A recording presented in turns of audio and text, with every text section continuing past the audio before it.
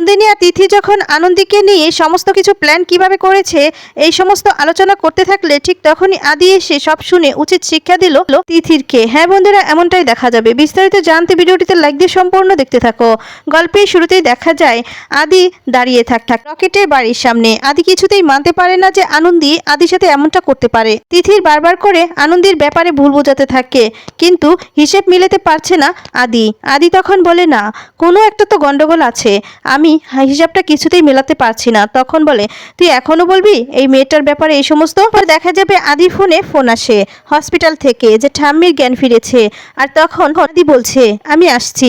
কথা বলি আদি আর তিথির দুজনে মিলে চলে যায়। আদি ঠাম্মির কাছে গিয়ে হাত বোলালে মাথায়, আর তখন ঠাম্মি বলতে থাকে দাদু ভাই। আদি তখন বলে, ঠাম্মি তুমি বুঝতে পেরে গেছো আমি এসেছি? তোর ছোঁয়ার মধ্যে যে ভালোবাসাটা আছে তা কি আর অন্য কারোর মধ্যে আছে রে? সবাই তো শুধু কর্তব্য করছে এক, আর হচ্ছে আমার আনন্দী। দিদি তখন বলে, ঠাম্মি তোমার এত কথাটা বলা এখন ঠিক নয়, তুমি না এখন এত কথা বলো না। তখন ঠাম্মি বলে, হ্যাঁ রে, সবাই মিলে ওই মেয়েটাকে তোর চোখে বিষ করে দিল দাদা। দিদি তখন বলে, প্লিজ ঠাম্মি তোমাকে বললাম না তোমার শরীরের যে কন্ডিশনটা এখন এই সমস্ত কথা বলা আর এত কথা বলা তো একদমই ঠিক নয়। তুমি এখন বলো ঠাম্মি তোমার কোথাও কষ্ট হচ্ছে না তো? আমি তখন বলে, কষ্ট তো হচ্ছে, তুমি আমার দিদিভাইকে ভুল বুঝলে, আমার খুব কষ্ট হবে। কথা বলে ঠাম্মি কাঁদতে থাকে। আর আদি তখন বলছে, ঠাম্মি তুমি এত কথা বলো না, তুমি রেস্ট নাও, আমি আসছি। কথা বলে চলে যেতে লাগলে ঠাম্মি হাতটা ধরে বলতে থাকে, তুই যদি ওই আমার দাদুভাইকে চিনতে পারিস, একবারের জন্য চিনতে পারিস, তাহলে তুই আর হাতটা ছাড়তে পারবি না, কিছুতেই না। আর তখন আদি বলে, তুমি চিনতে পেরেছো? তখন ঠাম্মি বলে, তোর মনে এত অবিশ্বাস কেন? কি ওদের কথা বিশ্বাস করলি? তুইও কি শেষে নাত বউকে ভুল বুঝলি? সমস্ত নিয়ে ঠাম্মির সাথে কথা বলতে থাকে। আর ঠাম্মিও আদিকে অনেক করে বুঝায়। এরপরই দেখা যায় আদি বলতে থাকে, ঠাম্মি তুমি আগে সুস্থ হয়ে নাও। আর তখন ঠাম্মি বলছে, সুস্থ তো আমাকে হতেই হবে, যেভাবেই হোক সুস্থ হতেই হবে। এদিকে দেখা যাবে তিথির আদির জন্য ওয়েট করতে থাকে। আদি আসতেই ভয় পেয়ে যায়। তখন বলে, দেখ আদি, আমার না ঠাম্মির জন্য চিন্তা হচ্ছে, তুই তো আমাকে ভিতরে যেতে অ্যালাউ করলি না। আর তখন বলে, না ঠাম্মির জন্য চিন্তা করতে হবে না, ঠাম্মি এখন একদম ঠিক আছে, ঠাম্মির অপারেশনটা তো সাকসেস হয়েছে, এখন ঠাম্মি যথেষ্ট সুস্থ আছে, আর কিছুদিনের মধ্যেই সুস্থ হয়ে যাবে। এরপর তিথির আরো অনেক কথাই বলতে লাগলে তখন আদি একটু রেগে যায়। আর রেগে গিয়ে বলতে থাকে, ঠাম্মির ব্যাপারে তোর আরো কিছু জানার আছে তিথির? আর তখন বলে, তুই এখনো অ্যাভয়েড করবি আদি? বিয়েটা তুই মানে এখনো অ্যাভয়েড করবি? ঠাম্মি তো সুস্থ হয়ে গেছে, এখন তোর কিসের এত বাধা বল? তিথির বলে, এখন আমাদের সমস্ত বাধা কেটে গেছে। আর তখন আদি বলে, হ্যাঁ বাধা কেটে গেছে। এরপর তিথি বলে, আমাদের বিয়েটা হবে পরশু আদি?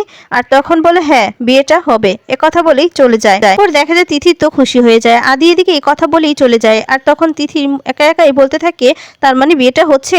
এদিকে দেখা যাবে আদির মা আদির জন্য ওয়েট করতে থাকে। তখন বলে, ছেলেটা চলে গেল, কিছু তো বলেও গেল না, কিছু বুঝতেই পারছি না। এরপর দেখা যায় আদি চলে এসেছে। আর আদিকে বলছে, ও আদি তোর লাগেনি তো? তুই কোথায় চলে গিয়েছিলি? তোর জন্য কতটা চিন্তা করছিস তুই জানিস? আর তখন আদি বলে, চিন্তা কেন? তুমি চিন্তা করবে কেন? তুমি কোনো চিন্তা করো না, দেখো না ঘরে বাইরে কতটা কত মানুষ আমার জন্য কনফিউজ, তুমি দেখতে পাচ্ছ না? আর তখন আদির মা বলে, ও আদি তোর খুব অভিমান হয়েছে নেরে বাবা। আর তখন বলে, অভিমান কেন? আমার অভিমান হবে কেন? কোনো অভিমান হয়নি আমার, সামনে তো উৎসব আছে না? আর তখন আদির মা বলে, উৎসব? কিসের উৎসব? আর তখন বলে, হ্যাঁ উৎসব হচ্ছে তো, বড় একটা উৎসব হবে। আদির মা বলে, তুই তো জানিস তোর ঠাম্মির শরীরটা কতটা খারাপ, কিছুই তো আনন্দের চিন্তায়, মেয়েটা কোথায় আছে কি করছে কে জানে, তো কেউ কোনো খোঁজও পাচ্ছি না মেয়েটা হঠাৎ করে। আর তখন আদি বলে, মা শোনো তুমি না ব্যাকডেটেড হওয়ার চেষ্টা করো না, ওটা একটা পাস্ট, বোঝার চেষ্টা করো, সামনে আমার বিয়ে। আর আদির মুখ থেকে এই কথাটা শুনেই তো অবাক হয়ে যায় আদির মা। আদির মা বলে, আদি? আর তখন বলে, কি তাকিয়ে আছো কেন ওভাবে? আমি এই বিয়েতে রাজি হয়েছি। এরপর আদির মা বলে, তুই বিয়েতে রাজি হয়ে গেলি? আচ্ছা তুই কি ওদের সাথে এক হয়ে গেলি? আচ্ছা ওরা কেউ মানুক বা না মানুক, তুই তো মানিস যে আনন্দের সাথে তোর বিয়ে হয়েছে। কথা বলার পর তো বিজয়কে আদি অনেক জোরে একটা ধমক দেয়, মা বলে চিৎকার করে ওঠে। এরপর বিজয় ভয় পেয়ে যায়। আর তখন বলতে থাকে, আদি তুই এটা কিভাবে আমার সাথে কথা বলছিস? আমি তোর মধ্যে তোদের বাবা কাকাদের ছায়া দেখতে পাচ্ছি, ভুলে যাচ্ছিস আদি? তুই এভাবে বদলে যাচ্ছিস কেন? বল কেন বদলে যাচ্ছিস? আদি বলে, মা আমি বদলে যাইনি, বদলে গেলে আমি কথা খেলাপ করতাম, কথা দিয়ে যদি কথা না রাখতাম তাহলে না এতটা খারাপ হতাম না। এরপর আদির মা বলতে থাকে, না আদি না, খারাপ সময় চলতে গেলে নিজের মেরুদণ্ডের জ্বর লাগে রে, তুই তো সৎ। আর তখনই বলে, ওটাই তো বোকা ওর স্বর্গ মা। ওর আদি অনেক কথাই বলতে লাগলে আদির মা সন্দেহ করতে থাকে। আর তখন বলে, বল না আদি তুই এতটা কেন পাল্টে গেলি? এক পর্যায়ে দেখা যাবে তখন আনন্দের কথাগুলো বলে দেয়। আর বলতে থাকে, মা ওই মেয়েটা আমাদের সবাইকে ঠকিয়েছে। আমি আর যা যা দেখেছি, তুমি কষ্ট পেও না মা, তুমি প্রিপারেশন নাও, পরশু আমার বিয়ে। আদির মা বলে, তুই বিয়েতে রাজি হয়ে গেলি এত সহজে? আদি বলে, মা নিজেকে শক্ত করো, আর এত সহজে কাউকে বিশ্বাস করো না। আর হচ্ছে কথা। এরপর আদির মা বলে, কি হলো বল? আর তখন বলে, কাউকে সহজেই ভালোবেসো না, তাহলে কষ্ট পাবে। এ কথা বললে তো আরো অবাক হয়ে যায়। আদি বলে, আমি যা কানে শুনে এসেছি, নিজের চোখে দেখে এসেছি, এখন তোমাদেরকে এটা বলবো না। এরপর আনন্দের ব্যাপারে আরো কিছু বললে এরপর অবাক হয়ে যায় আদির মা। আদির মা তখন বলে, শোন, আমি না তোকে এইভাবে কথাগুলো বলতে চাইনি। আসলে আমি বুঝতে পারছি যে তোর উপর সবাই কিভাবে চাপ দিচ্ছে। অন্যদিকে দেখা যাবে নন্দিনী আর তিথির একসাথে বসে কথা বলতে থাকে, কিভাবে প্ল্যান করেছে রকেটকে দিয়ে, আর রকেটের ঘর থেকে কিভাবে ওই শাড়িগুলো সমস্ত কিছু পাওয়া গেল, সমস্ত কিছুই বলতে থাকে। আর তিথির তখন এই সমস্ত শুনে খুশি হয়ে যায় আর বলতে থাকে, আপনি একদম সময় মতো, মানে ঠিক সময় মতো চালটা দিয়েছেন।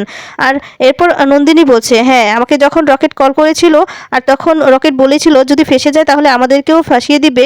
এরপর আমি ওকে প্ল্যান দিয়েছি যে ওর ঘরে এমন কিছু আনন্দির রাখতে, আর ওর আনন্দির দাদাকে কল করেছি কিছু জিনিসপাতি মানে দিয়ে যেতে, আর এগুলো এমনভাবে সাজাতে যাতে করে বোঝা যায় যে দুজন হানিমুন করতেছে।